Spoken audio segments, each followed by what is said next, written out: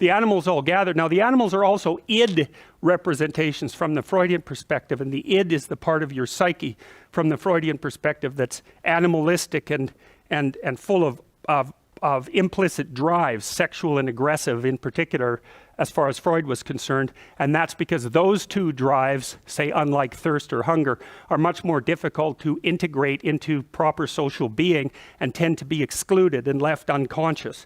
And so a lot of Freudian psychology, and I would say psychology in general, is focused on the integration of sexual impulses and aggressive impulses into the psyche.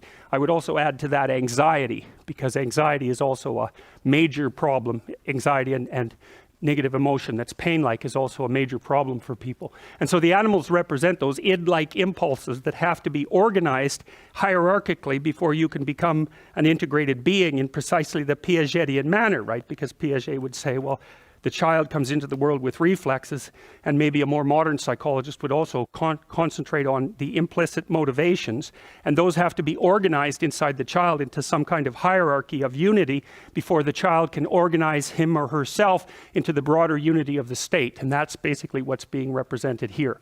And so Zazu, the eyes of the king, comes to check out the king, and that's what's his name? What's the king's name? Mufasa, yeah, and he's a very regal-looking person, lion, and he stands up straight and tall, and that means that he's high in serotonin, because serotonin governs postural flexion, and if you're dominant and near the top of hierarchies, you tend to expand so that you look bigger than you could if you shrunk down. And so if you're a low dominant person, you wander around like this so that you look small and weak, and you don't pose a threat to anybody. But if you're at the top, you expand yourself so that you can command the space, and that's why he has that particular kind of regal posture. And if you look at his facial expression, you see that it's quite severe. He's capable of kindness, but he's also harsh and judgmental, and that's what society is like. That's what the superego is like. And what that means is that he's integrated his aggression. And I've seen this happen in my clinical clients when they come in and they're too agreeable. They look like Simba looks later in the movie when he's an adolescent, and he's sort of like a deer in the headlights. Everything is coming in and nothing is coming out. But when the person integrates their shadow and gets the aggressive part of themselves integrated into their personality, their faces harden. And if you look at people, you can tell, because the people who are too agreeable look childlike and innocent, and the people who, well, a hyper-aggressive person will look, mean and cruel. But let's see if that's good. That's still working. So, but I've seen people's face change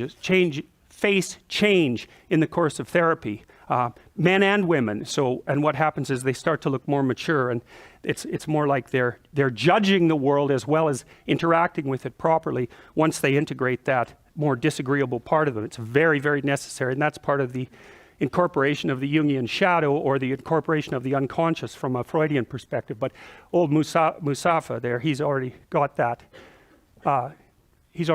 covered.